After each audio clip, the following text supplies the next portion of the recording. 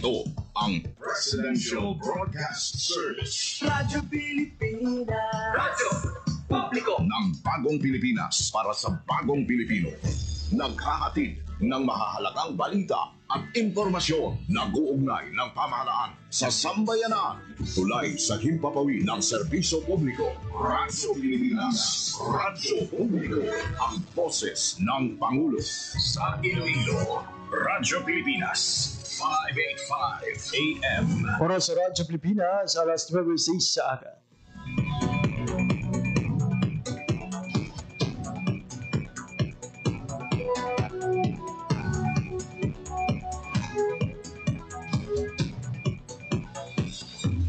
Sa Western Visayas, Panay Island, na tinamaan itong island-wide blackout. Ang pagsulod mo gin sa maasing watershed. Pinaka-purpose nila ini para sa operation nato. We have that in collaboration with the department. I am again standing up. Mapigtahan ang ila freedom of expression. Office of Civil Defense naman po. Balita, issue, kag iban pa. Diri sa Radyo Pilipinas. Radyo Publiko.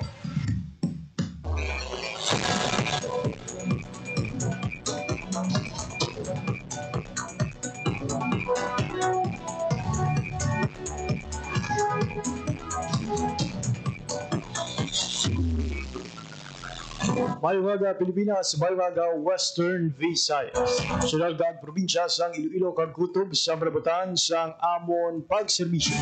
Di gaman nga bahin sang kalibutan, naghatag kami sa katahuran mayong aga good morning sa inyong tanan. Abiyan, welcome sa isa namang edisyon sang pagpangalagad sang programa Balita Issue Kagiban pa. Ano kita karon sang Lunes, Abril 28, 2025 na. Ina ay ka-apat kagatapusan nga Lunes karon nga bulan sa Abril 2025.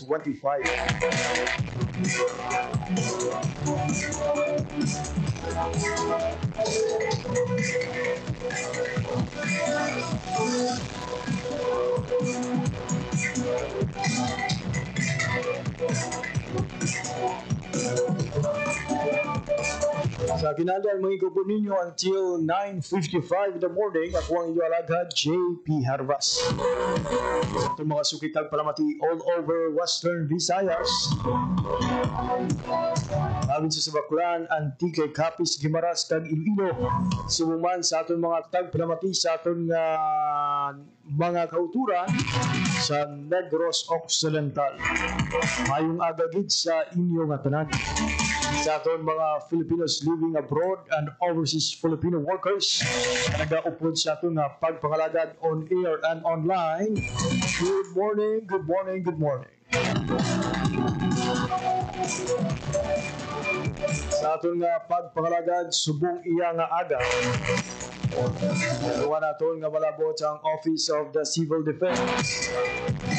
Di may kang tanang mga biyan sa pagtukod ang National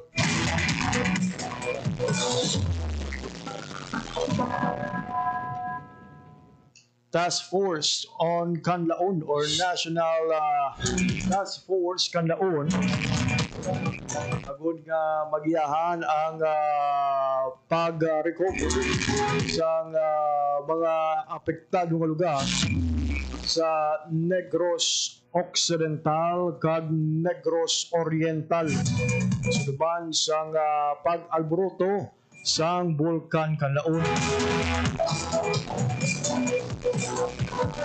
Dalong sang Administrative Order Number 32 ang ginparmahan sang Presidente sa nagdigay nga simana ang Department of National Defense sa magaserbeng chair sang nasabit nga task force samtang ang Office of Civil Defense will be the Secretariat ginmaduan naman maghatag sang nagakaigo nga mga technical, administrative kag operational support.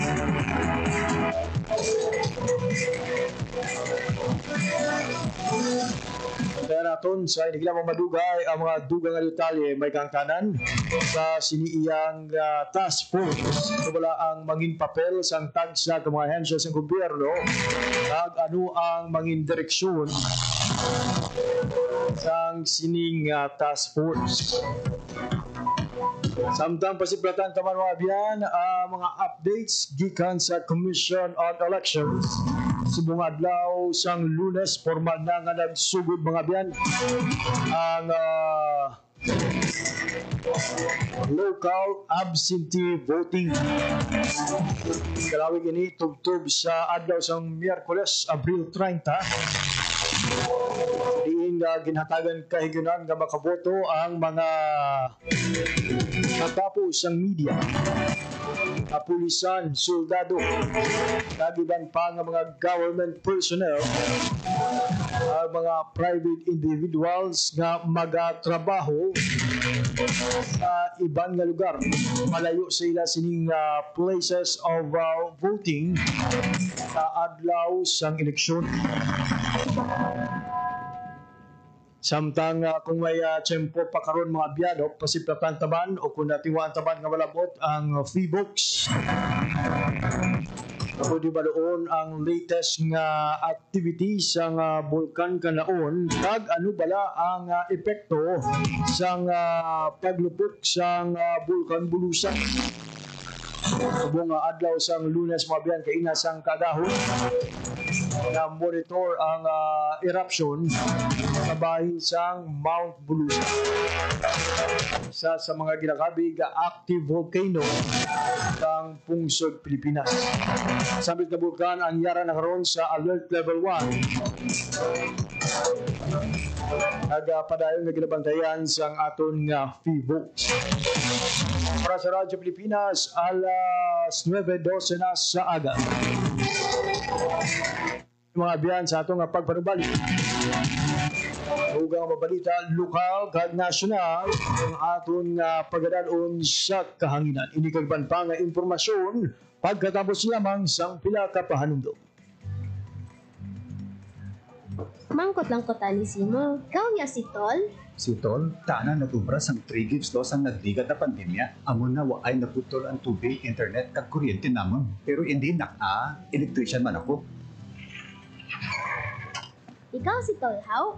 Si Tol, ang kapangita paagi na makabiyahe man kami mga riders, bisan wala kami plaka, tungod sa iya, waay naguntat ang amon obra. Pero hindi Hi, ikaw ya si Tol?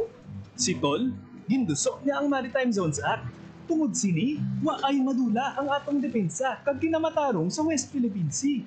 Pero hindi Na, hinahanap mo raw ako. Tol, salamat gid kay ginbuligan mo ang mga estudyante para makukuha sang nubo ng internet load. Kung pwede ko magboto, iboto tagid kaya? Promise? Promise! kay Tol, ang bulig wala untad. Number 61 sa balota, Francis Tol Tolentino, ang Tol ng bawat Pilipino. Under President Ferdinand Marcos Jr. sa administration, malaking bahagi ang economic zones sa Cavite sa pagtulak ng 2.73 trillion peso investment pledges sa kanyang termino. Dahil dito, makakaasa ng marami pang katulad ni Bob Bismonte ang mabibigyan ng oportunidad sa bayan ng Cavite para maipakita ang galing ng Pilipino. So ang akin pong posisyon ay design director. Nag-formulate po kami ng ibang klaseng mga liquid resin para sa iba-ibang industry. Medical resin, dental resin, kahit po sa automotive ginagamit na rin yung aming machine. Ang pinaka-reason namin is we innovate products for Filipinos that could compete around the world. Sa nagbabagong Pilipinas, patuloy ang trabaho, patuloy ang pagbabago.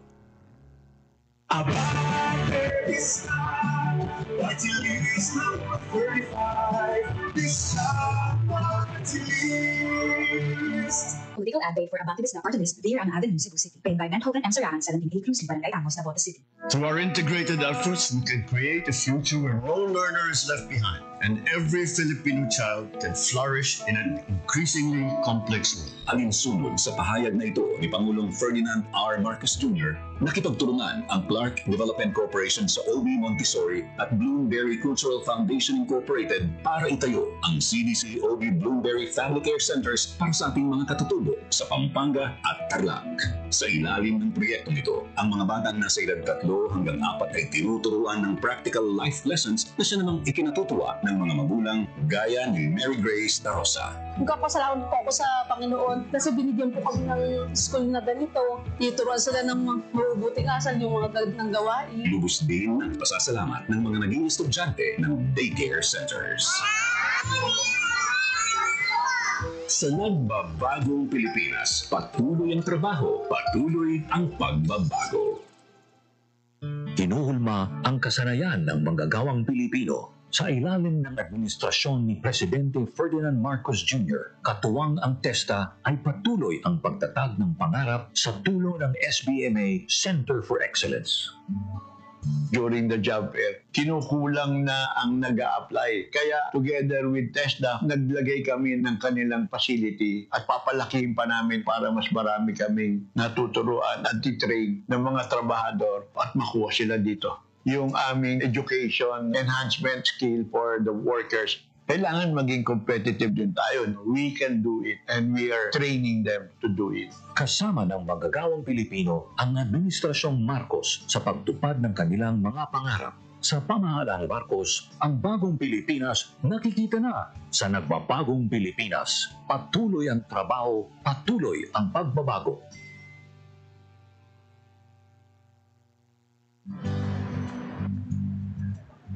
Excuse me po, ikaw po ba si Tol? Si Tol, siya yung gumawa ng free gifts doon ng pandemya. Kaya walang puto ng tubig, internet at kuryente namin noon.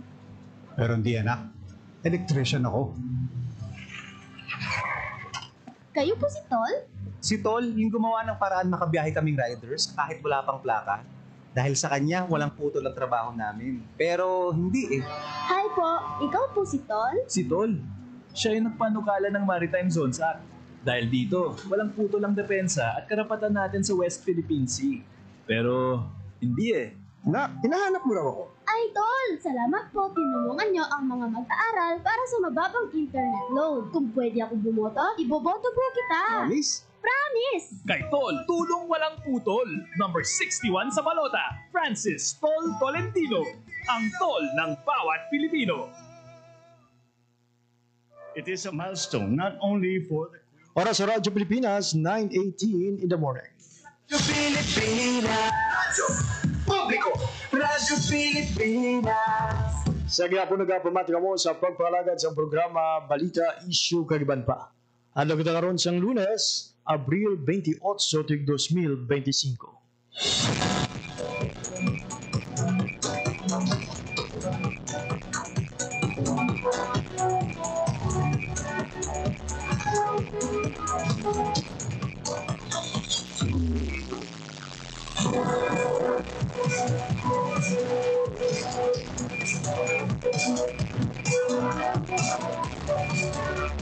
Standby mga biyan, ginatungan natin nga malabot si Director Raul Fernandez, ang Director sa Office of the Civil Defense Region 6. Angot sa ginatukod mga biyan nga National Task Force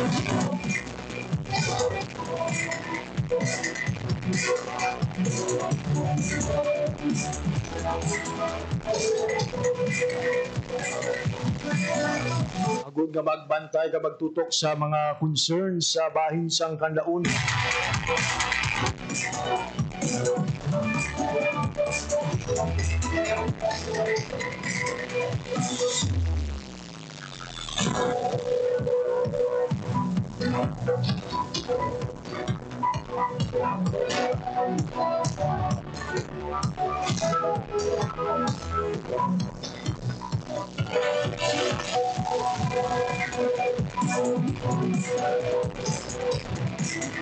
Palo na ito na mangin papel sa nunituhay ng mga ahensya sa gobyerno.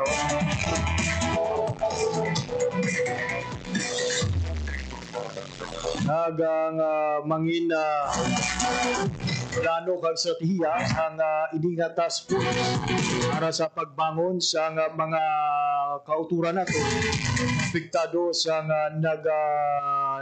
lupok nga bulkan kalaon.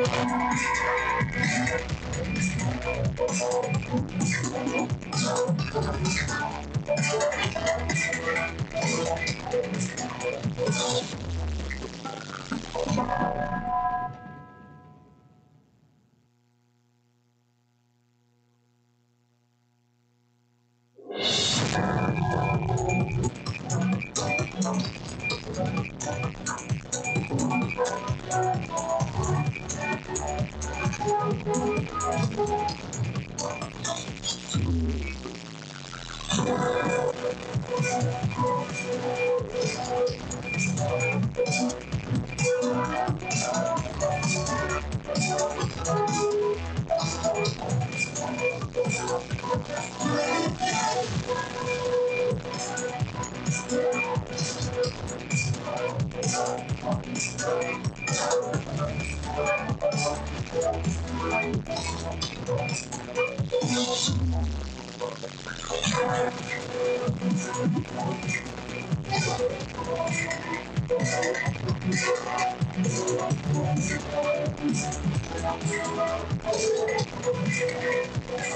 mga biyan, alas 9:21 na sa aga sa sining oras mahingkaw po naton sa aton nga pagpalagad ang direktor sa Office of Civil Defense Western Visayas. We have the Director Raul Fernandez. Director, good morning po. Live po kayo ngayon sa Radyo Pilipinas Iloilo. Hi, good morning po. Good morning, JP. At sa mga na nakikinig sa Radio Pilipinas Iloilo. Director, it was reported po noong nakaraang linggo na pirmahan po ng Presidente ang isang administrative order creating the National Task Force Canlaon. Can you give us po a few details regarding sa task force na ito? Yes, opo. Ito po ay naging resulta ng pagbisita po ng Pangulo po doon sa Canlaon. At ang isa nga po sa mga naging resulta noon ay ang decision na mag-create po ng National Task Force on Canlaon para po matugunan po yung long-term na solution po para po sa mga apektado po ng Canlaon. So, pag-desisyonan po doon na sa pamagitan po ng National Task Force Canlaon ay magsasagawa po ng permanent resettlement area at permanent evacuation area ng mga kababayan natin na nasa loob po ng extended danger zone, yung po sa 6-kilometer extended danger zone. So ito po ay kinakatawan po ng ang ginawa pong lead agency dito as yung OCD po. So membro po nito yung DOST, PBOX, ang BNR, DILG, the SUD, at iba pa po mga relevant agencies po na na matatap natin para po mailagay po natin sa maayos yung po mga apektadong mamamayan natin po dyan sa Canlaon. I see. Kailan po inaasahang magpupulong po yung National Task Force para masimulan po yung pagplano para sa magiging long-term and short-term solutions na mga problema po natin sa Canlaon area? Hindi ko po alam po kung schedule at the national po, but at the regional po, tuloy-tuloy po yung ating po, pagsasagawa natin po ng mga planning po natin. So, na-identify na po natin yung mga probable location po. Kung saan po, location na gagamitin po natin as permanent relocation area po dito po sa may Canlaon City, ni La Castillana at ni La Carlota. So sa ngayon po, ongoing po yung processing natin noon. Nagkakaroon po tayo ng technical evaluation po up to the suitability po ng binigay nating location. So kung ma-approve na po yun, then we will present it to the national level for their approval, and then we will start po ng construction po ng ating po resettlement area. Director, while we appreciate and we understand na meron po tayong magandang coordination na dito sa local, particularly in the regional level, gaano po importante na meron tayong National Task Force na tinaguyod or itinayo ni President Marcos? Napaka-importante po nun kasamang GP, dahil alam naman po natin na limitado lang po resources natin dito po sa lokal na pamahalaan at even at the region. So we'll be needing po yung ang the whole of the government approach po na maikukumit po ng resources po ng ating po mga departamento para nga po natin, may sa katuparan po yung minimithi natin na may lagay po sa maayos at ligtas po yung ating po mga kababayan po dyan sa Canlaon. Director, kamusta naman po ngayon at the local level po? Ano po yung mga activities ninyo to further strengthen po yung preparation at the same time monitoring natin sa galaw ng Canlaon? Sa ngayon po, ang gagawin po natin, ang patuloy po natin ginagawa, yung assessment po natin sa kalagayan po ng ating mga IDPs. Alam po natin, papapasok na po tayo, more than 4 months na po tayo. Pati po sila, nasa evacuation center. So patuloy po yung assessment natin, lalo-lalo na po ngayon na meron po tayong mga mataas yung heat index. And we are also in constant coordination with COMELEC regarding po naman sa kung ano po nagiging po natin, contingency plan.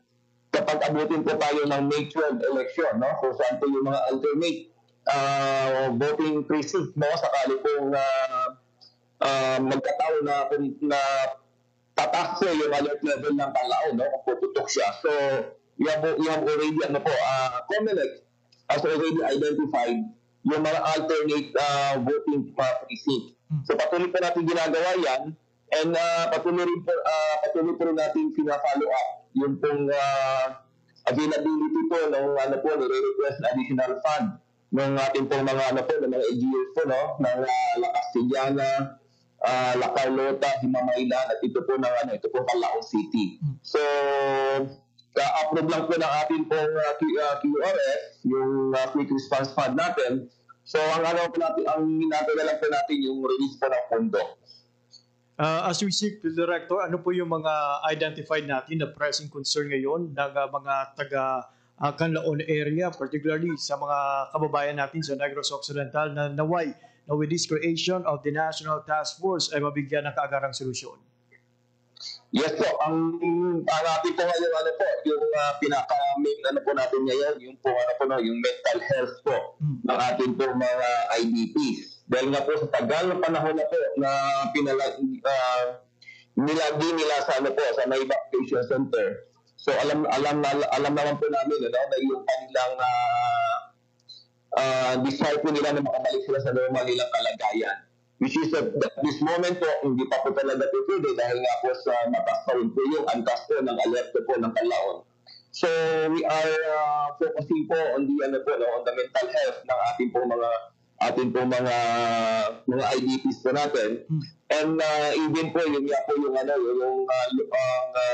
suporta po sa kanila on a daily basis. Yung pagkain po nila, ang kanilang tubig, ang kanilang pong kalusugan. So, yun po yung ating po yun po yung pinagtutunan natin ng pasin ngayon.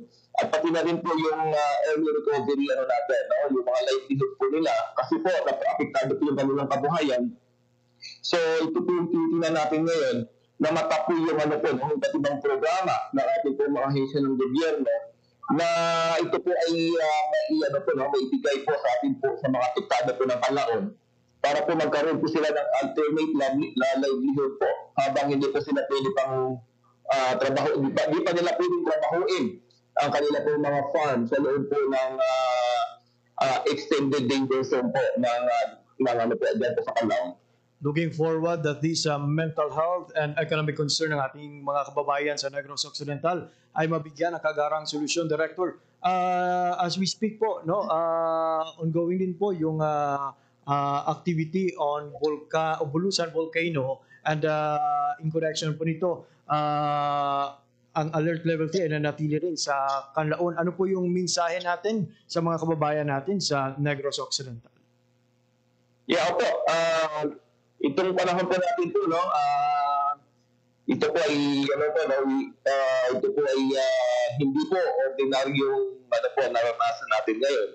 Meron po tayo mga pangyayari po nga po na nag-aalburuto pa rin po yung Canlaon natin at ngayon sumasabay rin po ito matinding init po ng panahon.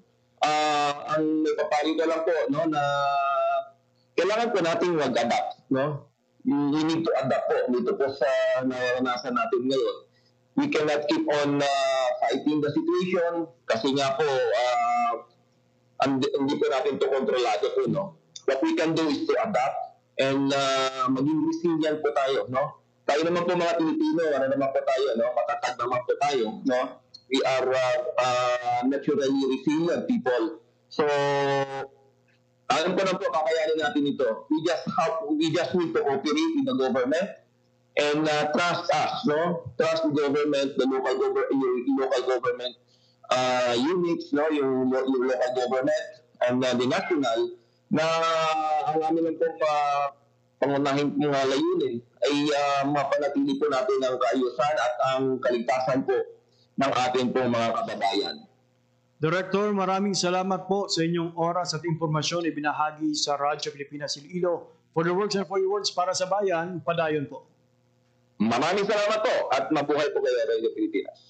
There you have it mga biyan, si Director Raul Fernandez, ang direktor sa Office of Civil Defense at sa sining padayon na pag-monitor sa hulag sa kanlaon at the same time ang iya sining reaksyon no, angot sa pagtukod sa National Task Force kanlaon nga ginalauman dako nga bulig para mapadasig ang recovery sa aton sini nga mga kauturan nga apektado sa paglupok sang nasambit nga bulkan. Las 9:32 aga.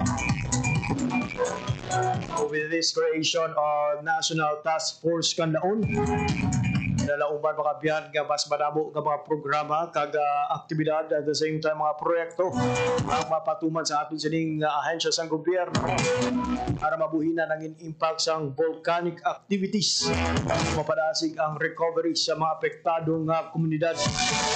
As mentioned mga biyan, ang ining task force ang pagapamunuan sang Department of National Defense kag mangin sekretary naman ang Office of Civil Defense. Magipan sa mga iban pa nga mga miyembro sa sining task force ang Department of Science and Technology, Department of Environment,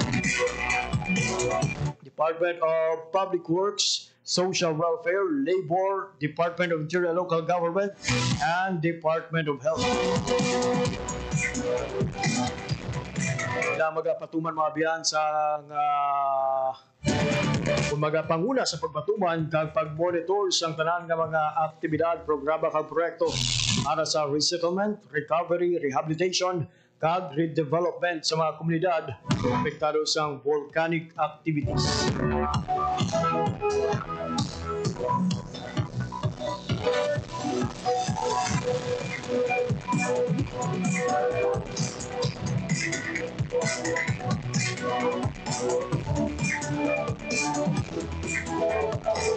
Balon ang National Disaster Risk Reduction and Management Council mga biyan manduan sa AO32 mag-formulate sa Kalaon Recovery and Development Plan magaserbi naman nga strategic framework para sa recovery kag development ng mga apektado nga komunidad.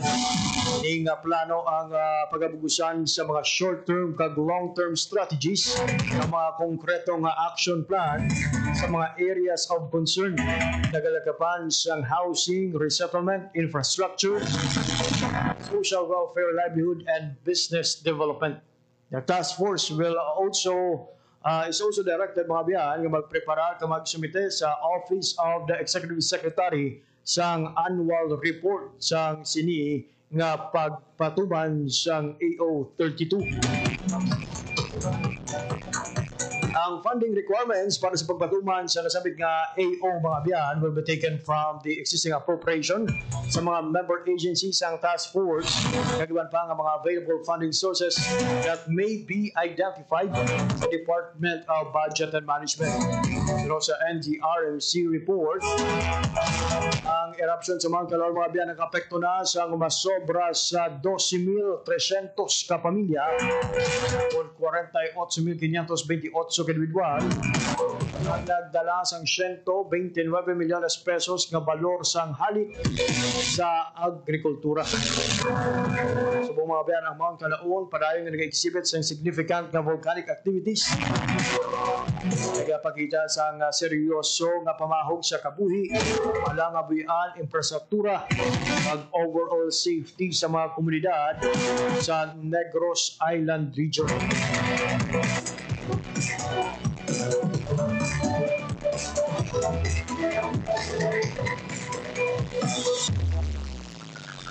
Para sa Radyo Pilipinas, mabiyan, alas 9:36 na sa aga. Sa ato naman nga pagpabalik dugang nga mabalita, luka, wala aton nga makuha ang updates gikan sa Commission on Election. Wala aton nga election beat reporter General Baklay. Di kaliwan pa nga mga impormasyon pagkatapos lamang siyang pila ka pahanudo. It is a milestone not only for the Queen City of the South and the whole province of Cebu, but for the entire country, as the opening of this museum brings to the fore our rich natural, cultural, and artistic treasures. Sa ilalim ng pamahalaang Marcos, ang magkasaysayang Aduana Building ay isinaayos upang maging National Museum of the Philippines sa Cebu. Katawan ng Chief Operating Officer ng DLT TIEZA na si Mark Lapid sa pagbubukas ng ika-16 na National Museum sa bansa. We always support historical, cultural, and heritage tourism projects namin. Napakalaki kasing bagay ng pagpapahalaga. Very historical po kasi ang ating bansa. Sinuportahan namin with National Museum yung Malacanang sa Cebu. Sa nagbabagong Pilipinas, patuloy ang trabaho, patuloy ang pagbabago. Narinig mo na ba ang salitang tourism? At alam mo bang ito ay nakapagambag ng higit 75 billion pesos sa Philippine economy? Ang tindi! Tourism is not only an important economic development tool, but the abundance of opportunities that the sector creates in terms of regular and quantitative job creation at the grassroots level is undeniable. Isa sa mga dinalaman ng mga talikos mula sa iba't ibang panig ng mundo ay ang Batangas na may higit 50 sites. At dito, ang dive tourism has become a significant driver of economic growth for local communities. Yan ay isa lamang sa mga achievements ni Pangulong Ferdinand R. Marcos Jr. at ng DOT. Sustainable tourism is a reality sa bagong Pilipinas.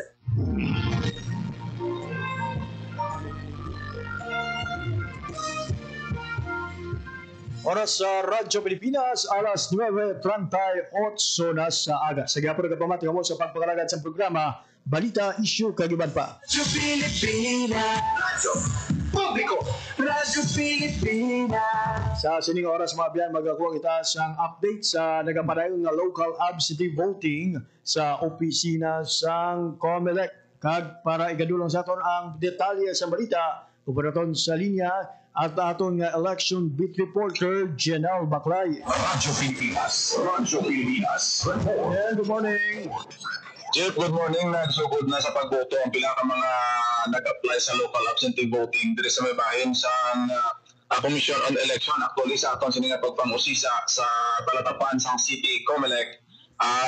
Sa aton nga pagpumangkot kay Ma'am Cookie nga among in charge sa local absentee voting, may sagip na natala na magboto sa buong adlaw sa local absentee voting, Jeff. Kag ikaw lang gid isa. So no, sa City COMELEC isa lang ang aplikante.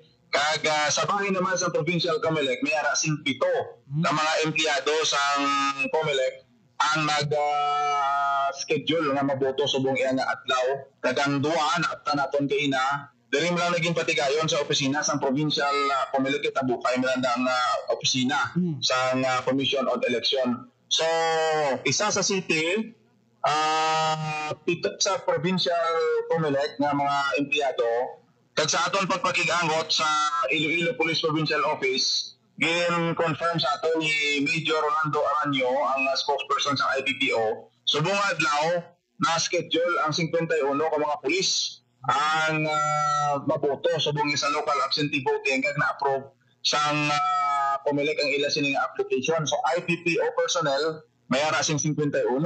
Sa bahay naman sa Iloilo City Police Office sa information na gin-forward sa aton sang City COMELEC, sa Miyerkules pa magasukod ang local absentee voting o magamandigayon sila sa local absentee voting sa Miyerkules alas 9:30 sa compound sang Iloilo City Police Office. Wala po kita sang feedback kung pila ang miyembro sa ayong kapulisan na magaboto. Sa Provincial COMELEC sa pagpausisa naton, dito sa may Dingle sa Philippine Army Camp, may araman sa ginapatigayon sa buong dito. At sa mga kabanuanan, kung may ara sa nag-apply, may araman sa ongoing. So, nagkadepende na sa mga naaprubahan. Sa kabilugan, sa atong pagpangusisa sa probinsya sa Iloilo, yara sa 960 ang nag-apply for local absentee voting. So kalabanan sila mga government employees, kapulisan, militar nga may ara sa mga obligasyon sa May 12, 2025 elections. Pero out of 960, hindi man tanan na-approve, no? So no, sa aton sini nga Comelec province, pero amoy nang data nga nakuha naton 960 ang nag-apply for local absentee voting kag subong amat-amat na jeep. So, in pamangkot ko man tagina taga provincial commission ni Kumampi iguro kana sa ACM ang balota na. So hindi na naya iguro special ballot na siya. So, hindi na siya magagi sa ACM. So no man sa aton siniyang na Comelec province kagina. So wala ako kabalo kung man walang pag-isip sina kaya ang synchronized ACM operation niya pati gayon nun sa May 12, 2025 election na Jay. Dawa pressure kita na gali nga magapadulo. Comelec. Amo na. So ma'am sila pinakabilog ang sa city kaya ang sa provinces 7 employees of Comelec. Kag sa Iloilo City legit ikaw lang gid ang ginahulat. Like ko sino na ma'am liga na Mr. G. Perpas. By the way, Jen, na-mention mo. Ikaw, pwede ki Jeff pwede ki nato mga balita nagaisahanon ikaw na magaboto sa local absentee voting sa City Comelec, Jeff. Tapos ko na lang boto na uprahay balita kay basi bala media ko page pa na dyan ako bandayin ako. Bisan ako dyan ako nakipot man ako sila ko linga ma'am isa disabon sila ko sino si GP ba sa atin confirm din sila ni Ma'am Poke. Kaya may sila Jake, may team din sila yung na-assign sa imo Dahil din kapilo kang makita sa imo in charge sa imo kay isa na lang din mabuto sa syudad sa Iloilo. Kaya pagkatapos na di ka shift ka ron diretso na para matapos na ang isa sining magbantay dyan. By the way, na-mention mo ang sabahin sa kapulisan, may ara sa province kag sa Iloilo City Police Office. Balang ila sining voting will be held or conducted sa ila mismo tag sa opisina hindi dira sa City Comelec. Amoy na ang daw kinaandan sa Comelec. So ang Comelec nag-send lang sang team. Hindi parehas nga may isa ka venue sila tanan nga matipon sila kay daw ang iban malayo ang distansya. So sa duration sang local absentee voting may ara sing in charge. Halimbawa sa Iloilo City Police Office ting ila schedule yan 9:30 sa Wednesday pa no. So sa bayan sa IPPO may 51 dito nga nagapukto subong. Kaya mga army naton dito sa hindi ko masala Camp Hernandez. Dingle na may in charge pa dito kaya ang scope sa provincial Comelec bako nabilog na probinsya. So diri sa city within city jurisdiction lang gid may ari sa opisina nila kaya mula ikaw isa lang niya ang nag-apply sa ila. So sa ibang na compounds ang kapulisan ito man ay concentrated na nag-facilitate man dito Jeep. So ang 960 so no sa Comelec na city and province na data ang 960. So ang iban sina ang iban kasi na-qualify ang ma-disqualify man na Jeep. I see. Maraming salamat Jen sa imong balita. Amo na madulo naton nga update may katalan sa pagsugod na sa local absentee voting sa nagahilapit naton nga eleksyon sa subong midterm 2025 local and national elections. Para sa Bagong Pilipinas, General Baclay, Radyo Pilipinas, Radyo Publiko. Radyo Pilipinas, Radyo Publiko, Radyo Pilipinas. There you have it mga biyan, updates sa nagaparang ngayon nga local absentee voting sa bayan sa City and Provincial Comelec Office diri sa Iloilo. Kag masobra sa Nueva Santos mga biyan ang nag-apply for this local absentee voting intended for those nga mga empleyado, kapulisan, soldado, even mga teachers, kag mga media nga magatrabaho malayo sa ila sining voting places sa adlaw sang pinilay. For the information lang, norte kita abiga boto no. Malayo-layo gid biyahe. Adlaw sa pinilay darson nga gin pakamaayo nato mag-avail anay sang local absentee voting subong iyang eleksyon. Ang bintaha lang sa local absentee voting, una-una ikaw, sila rin ito sa bahin ko, ako isa ang sa magaboto sa Iloilo City Comelec. Ay na ko yung pila, kalauman. But the disadvantage mga biyan, nung ginuwave mo ang imo sini nga pagboto sa local position. Kung absentee voting mga biyan, ang imo sini nga pagabutuhon na national position. So for these national elections, ang maboto ko lang mabiyan, senador kag party list.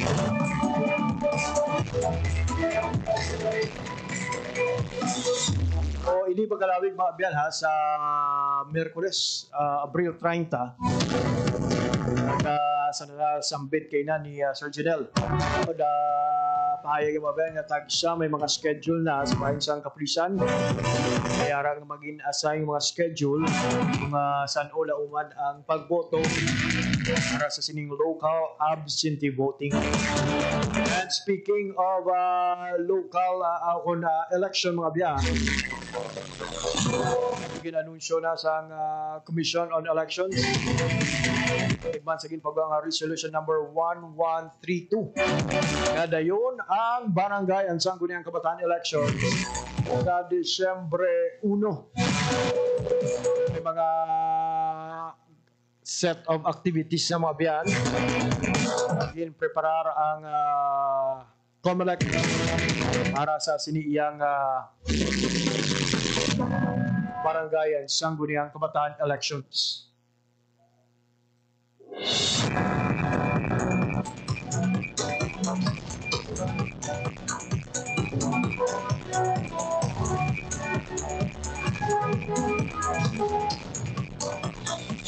Information sa aton sining makuturan ang filing of COC para sa Barangay Sangguniang Kabataan Elections will be on October 1, 2025 until October 7, 2025. This is from Wednesday to Tuesday of the following week. Samtang ang election period magasugod sa October 27, tubtob Disyembre 31. Ang campaign period naman lauban mga biyang magasugod sa Nobyembre 20, tubtob Nobyembre 29. Kag ang election day will be on December 1. Casting of votes will start at 7 o'clock until 3 p.m. Magasunod sini ang counting kag canvassing sa mga boto at proclamation sa mga nagdalaog ng mga kandidato. Sa Disyembre 31 naman ang last day para mag-file sang Statement of Contributions and Expenditures o KONSOSE.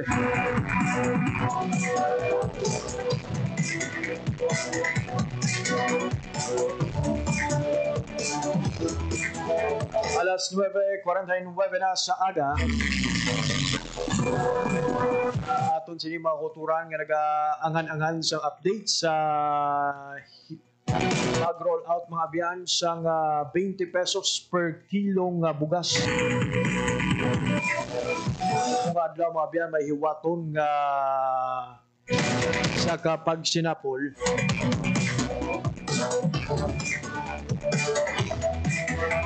Ang Department of Agriculture kag si Governor Arthur Defensor Jr.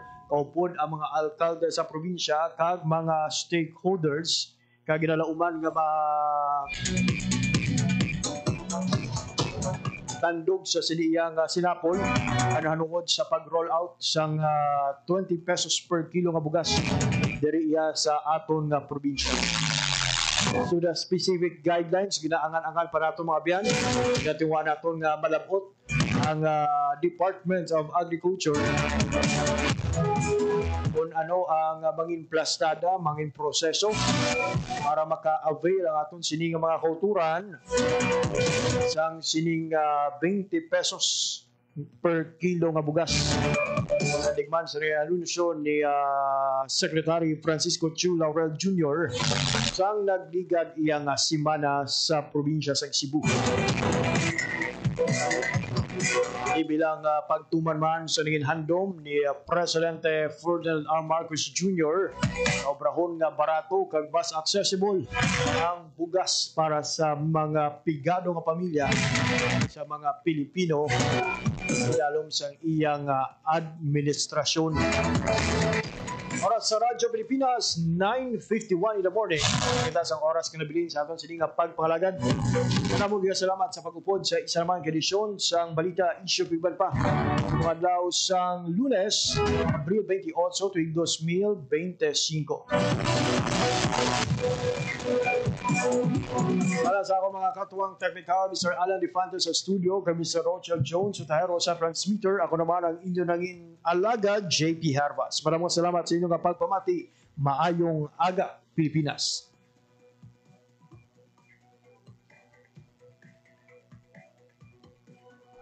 Diri sa Radyo Pilipinas. Radyo Publiko.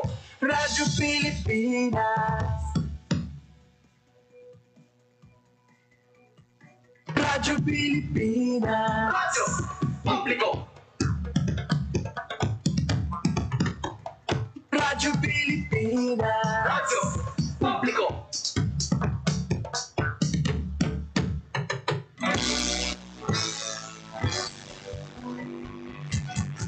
Mahalagang mga balita, napapanahong impormasyon. Kami ang inyong gabay pag may bagyo at sakuna. Serbisyo ng gobyerno kapag may nangangailangan. Mga proyekto ng Pangulo, damang-dama ang pagmamahal niya.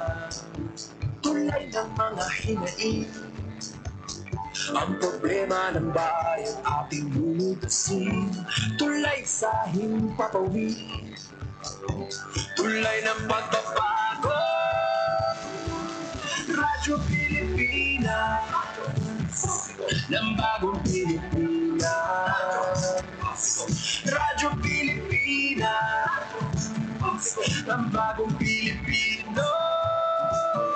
Mga proyekto ng Pangulo, damang-dama ang pagmamahal niya. Radyo Pilipinas, ang boses ng Pangulo.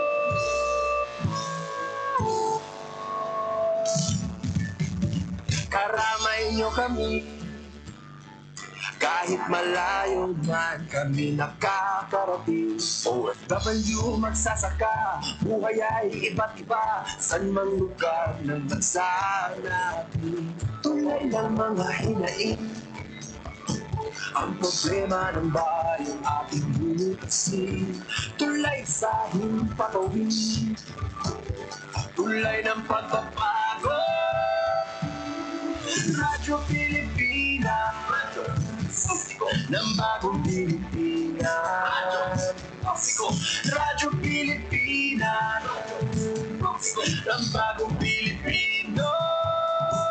Mga proyekto ng Pangulo, damang-dama ang pagmamahal niya. Radyo Pilipinas, ang boses ng Pangulo.